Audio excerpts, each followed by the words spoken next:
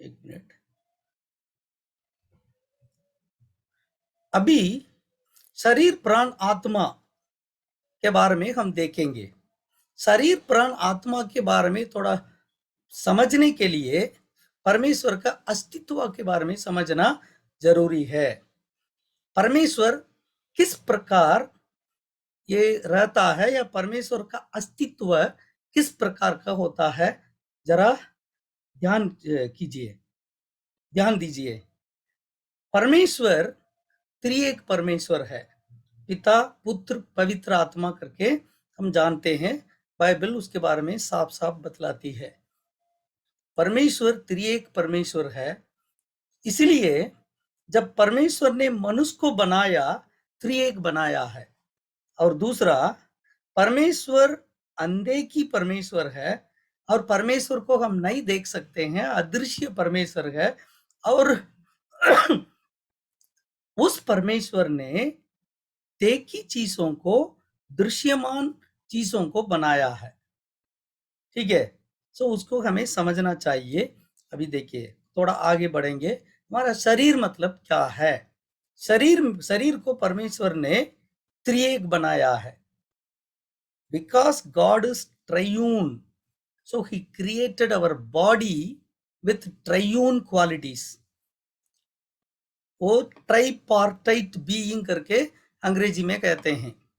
सो परमेश्वर ने हमारा शरीर को त्रिएक बनाया है। शरीर में क्या क्या पाया जाता है, थोड़ा ध्यान से देखिएगा। मानव शरीर में तीन चीजें पाए जाते हैं, शामिल है। एक रक्त मतलब लहू, हड्डी, मांस, ब्लड, बोन एंड फ्लश। शरीर में कोई भी अंग को आप देखिएगा, कोई भी चीज को आप ले लीजिए, उसमें एक जो है रक्त होगा या लघु होगा, नहीं तो वो हड्डी होगा, नहीं तो मांस होगा। सो खून, हड्डी, मांस, इस तीनों के अलावा हमारा शरीर में और कुछ नहीं है। इन तीनों का मिलावट है हमारा शरीर। Please understand. लेकिन इसमें एक चीज को हमें समझना है, वो क्या है? इन तीनों को हम अलग अलग नहीं कर सकते। तीनों अलग अलग है। खून अलग है, हड्डी अलग है और मांस अलग है। लेकिन रक्त को हड्डी और मांस से अलग नहीं कर सकते। हड्डी को रक्त और मांस से अलग नहीं कर सकते और मांस को खून और हड्डी से अलग नहीं निकाल सकते हैं। यदि हम निकालेंगे तो क्या होगा? मान लीजिए, अब हड्डी मांस दोनों को छोड़ करके पूरा खून को निकालेंगे तो क्या होगा? शरीर मर जाएगा। यदि खून और मांस दोनों को छोड़ करके हड्डी को निकालेंगे तो क्या होगा? शरीर मर जाएगा। वैसे ही खून और हड्डी दोनों को छोड़ करके मांस को हम निकाल सकते हैं क्या शरीर से? अलग कर सकते हैं क्या? नहीं कर सकते हैं। सो तीनों एक साथ मिलकर काम करता है, लेकिन तीनों अलग अलग है। ये है त्रिएक। सो पिता पुत्र पवित्र आत्मा तीनों एक ही है। तीनों को अलग अलग नहीं कर सकते हैं, लेकिन तीनों अलग अलग काम करने वाले हैं। सो पिता अलग प्रकार काम करता है, पुत्र अलग प्रकार काम करता है, पवित्र आत्मा अलग प्रकार काम करता है, लेकिन तीनों एक ही है। तीनों को अलग अलग नहीं कर सकते हैं। यदि अलग करेंगे तो परमेश्वर का अस्तित्व नहीं हो सकता। Please understand. So if there is an existence of body, so ये तीनों जरूर होना चाहिए। शरीर जीवित रहना है तो ये तीनों जरूर होना चाहिए। उसी प्रकार परमेश्वर का अस्तित्व में तीन ये व्यक्तियों की या तीन व्यक्तित्व की जरूरत है। यदि तीन व्यक्तित्व नहीं है तो परमेश्वर का अस्तित्व नहीं है। सो जिस ईश्वर के पास त्रिएक नहीं है, वो ईश्वर नहीं हो सकता। Please understand. जिस ईश्वर के पास त्रिएकता नहीं है, वो ईश्वर नहीं है, वो डुप्लीकेट है, वो असली परमेश्वर नहीं है, वो नकली है, डुप्लीकेट है। So you have to understand this, ठीक है। और उसी प्रकार प्राण को देखेंगे। प्राण में 3 चीजें पाए जाते हैं। एक जो है स्वेच्छा, सेल्फ विल करके अंग्रेजी में कहते हैं, और दूसरा बुद्धि, नॉलेज, और तीसरा भावनाएं, कार्रवाई, सो इमोशंस। अंग्रेजी में कहते हैं सेल्फ विल, और दूसरा जो है बुद्धि या इंटेलेक्ट, और तीसरा इमोशंस। सो 3 चीजें पाई जाती है। इसमें आप लोग ये सवाल पूछ सकते हैं, माइंड मतलब क्या है? माइंड यानी क्या है? सेल्फ विल और इंटेलेक्ट, सेल्फ विल और नॉलेज दोनों मिला करके माइंड कहते हैं। सो इस दोनों का मिलावट है माइंड। माइंड मीन्स, माइंड में 2 चीजें जरूर होता है, एक जो है इच्छा, विल, और दूसरा इंटेलेक्ट यानी नॉलेज। ये तीनों मिल करके माइंड कहते हैं। और उसको एक्शन में लाएंगे तो, फीलिंग में लाएंगे तो उसको बोलते हैं भावनाएं। सो तीनों का मिलावट है प्राण। सो हर एक मनुष्य के अंदर, हर एक आदमी के अंदर ये प्राण पाया जाता है। सुइच्छा है, और बुद्धि है मतलब इंटेलेक्ट, नॉलेज है, और दूसरा इमोशन भी है। ये तीनों अलग अलग है, लेकिन तीनों को अलग अलग नहीं कर सकते, एक को दूसरों से अलग नहीं कर सकते हैं, ठीक है। सो हमारा परमेश्वर भी ऐसा है। सो पिता, पुत्र, पवित्र आत्मा तीनों अलग अलग है, पर एट द सेम टाइम तीनों को अलग अलग नहीं कर सकते हैं। सो प्राण भी त्रिएक है, उसको हमें समझना चाहिए। और मनुष्य के अंदर और एक चीज भी पाया जाता है, वो है आत्मा। आत्मा, स्पिरिट। आत्मा में तीन चीजें पाई जाती हैं। एक जो है आंतर्य ज्ञान, आंतर्य ज्ञान, और दूसरा विवेक, और तीसरा संगति, संगति। सो 3 चीजों को हम आत्मा में देख सकते हैं। अंग्रेजी में कहेंगे तो पहला intuition, conscience and communion. Intuition, conscience and communion, 3 चीजें आत्मा में पाया जाता है। इंट्यूशन अलग है, और विवेक अलग है, संगति अलग है, लेकिन तीनों को अलग अलग नहीं कर सकते जी।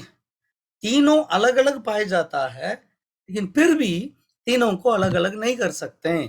That is what Trinity is all about, ठीक है। सुनिएगा, शरीर के द्वारा the real man is soul. वास्तविक में ये मनुष्य कौन है? आत्मा है। शरीर मनुष्य नहीं है। मनुष्य को चलाने वाला एक एक ये बर्तन है शरीर। इस बर्तन के अंदर मनुष्य वास करता है, वो है प्राण। सो ये प्राण, मनुष्य क्या करता है? शरीर के द्वारा देखी दुनिया के साथ संपर्क करता है। और ये प्राण, ये हकीकत में, वास्तविक में ये मनुष्य जो है आत्मा के द्वारा अंधे की दुनिया के साथ संपर्क करता है, मतलब परमेश्वर के साथ। स्वर्गीय या अंधे की बातों के साथ संपर्क करने के लिए आत्मा दिया गया है, और देखी दुनिया के साथ संपर्क रखने के लिए शरीर हमें दिया गया है। सो शरीर के लिए जीवित रहने वाला व्यक्ति शारीरिक मानसिक व्यक्ति कहते हैं, और आत्मा के लिए, अंधे की दुनिया के लिए जीने वाला व्यक्ति को आत्मिक व्यक्ति कहते हैं, आध्यात्मिक कहते हैं। सिंपल, ठीक है। Whether you are carnal flesh man या whether you are a spiritual man, ये दोनों डिसाइड करता है। So we have to understand this clearly. So इसी प्रकार पिता पुत्र पवित्र आत्मा तीनों पाए जाते हैं। परमेश्वर का अस्तित्व में पिता पुत्र पवित्र आत्मा तीनों है। सुनिएगा, पिता बोलने से तुरंत आपके मन में यह विचार नहीं आना चाहिए एक बुढ़ा व्यक्ति और सफेद दाढ़ी के साथ और एक ये बुजुर्ग व्यक्ति जो है वहां बैठा हुआ है और ये एक छोटा व्यक्ति और 35-30 उम्र के व्यक्ति जो है बगल में खड़ा है, वो यीशु मसीह है और पवित्र आत्मा कबूतर की नाई वहां पे मंडरा रहा है। नहीं नहीं नहीं नहीं, उस प्रकार कल्पना नहीं करना है, ठीक है। हमारा कल्पना उस प्रकार नहीं होना चाहिए। इसलिए जरूरी ये तस्वीर को नहीं दिखाना है, लेकिन आपकी समझ के लिए मैं तस्वीर को मैं लाया हूं। परमेश्वर अपने अस्तित्व के अनुसार तीनों एक ही है, बराबर है, समानता में तीनों पाए जाते हैं, लेकिन क्रिया के अनुसार तीनों अलग है। गुण के अनुसार एक ही है, क्रिया के अनुसार तीनों अलग अलग है। So trinity of God, father son and the holy spirit, पिता पुत्र पवित्र आत्मा तीनों एक ही है करके साबित करने के लिए मैं कुछ उदाहरण को इधर लाया हूं। So Father is God, Son is God, Holy Spirit is God. Father is Creator, Son is Creator, Holy Spirit is Creator. इस प्रकार कई बातों को हम बाइबल में देख सकते हैं, तीनों बराबर है। सो 3 आर इक्वल, ठीक है। अभी मनुष्य के साथ थोड़ा तुलना करके देखेंगे। मनुष्य यानी पुरुष और स्त्री दोनों को तुलना करके हम यहाँ पे देखने के लिए कोशिश करेंगे। परमेश्वर का त्रिएकता यानी क्या है? बाइबल में लिखा है परमेश्वर ने मनुष्य को अपने स्वरूप के अनुसार अपनी समानता में बनाए।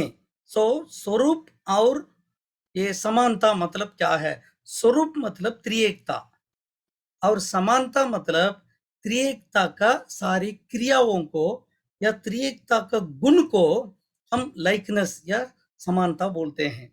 और इमेज, स्वरूप मतलब त्रिएकता, समानता मतलब क्रिया।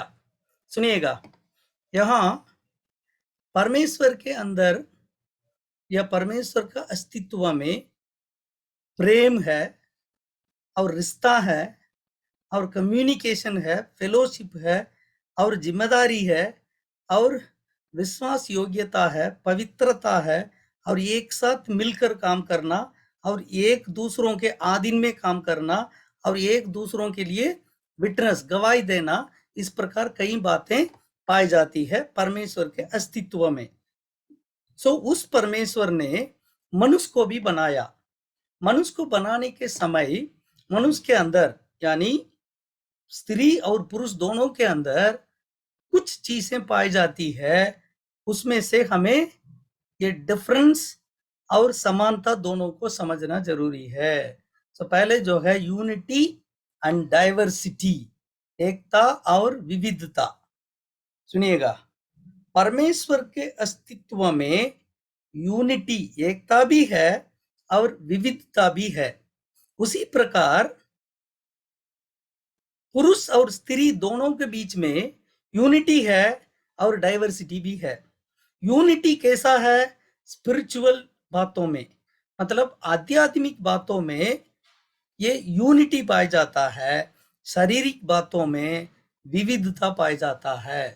Please understand, unity in our spiritual things, diversity in our physical things.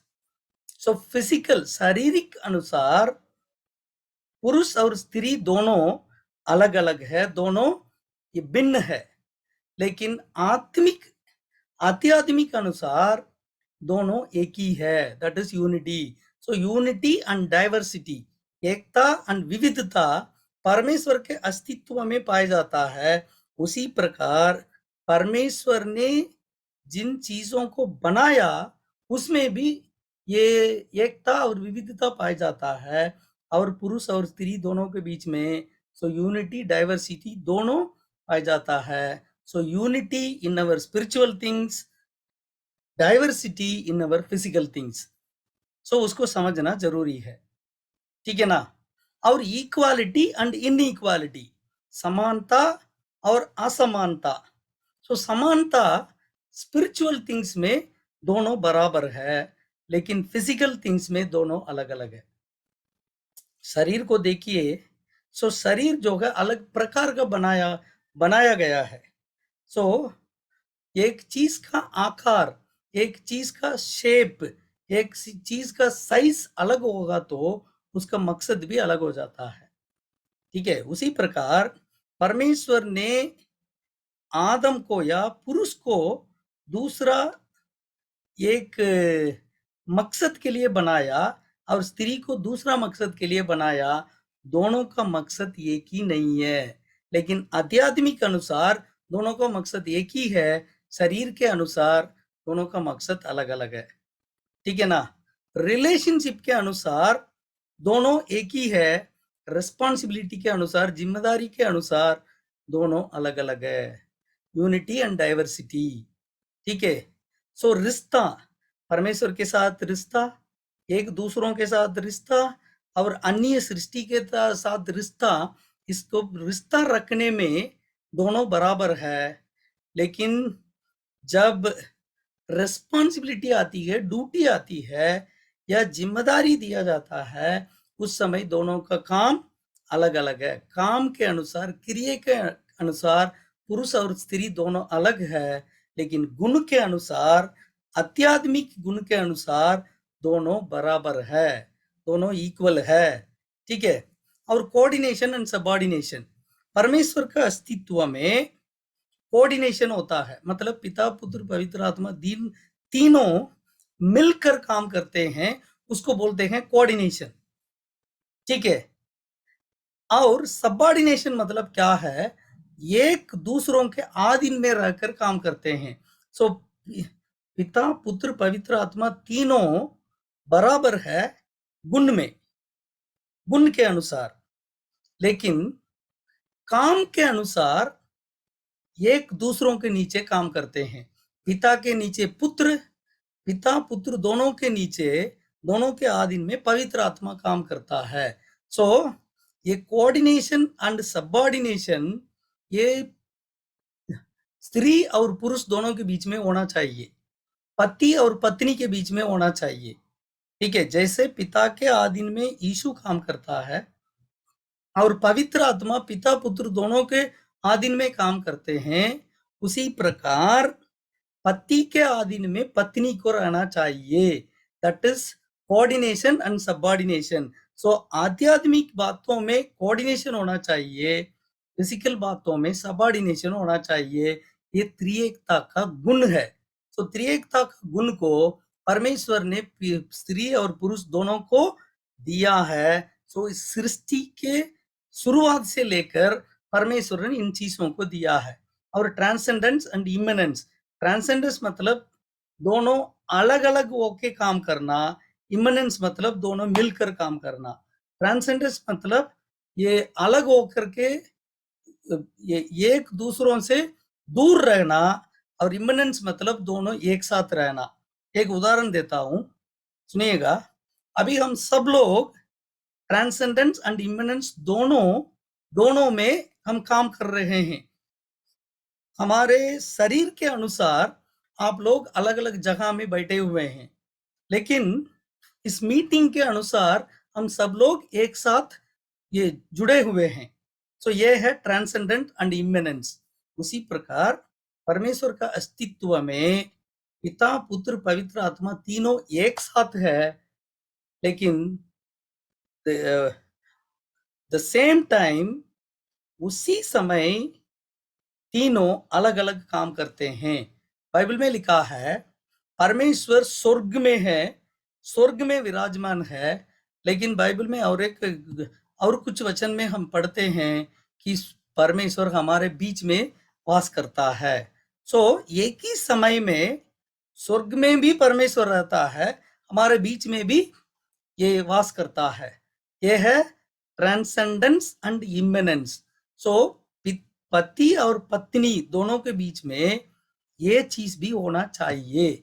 यदि ये यूनिटी एंड डाइवर्सिटी, एकता विविधता, equality and inequality, relationship and responsibility, coordination subordination, transcendence immanence, इन सारी बातों को ना समझते हुए हम ये दूसरों के विपरीत या विरोध हम काम करेंगे तो परमेश्वर का अस्तित्व को हम अपमान करते हैं और ये परमेश्वर को हम ये अनादर करते हैं। So we are dishonoring God. So we must be very careful.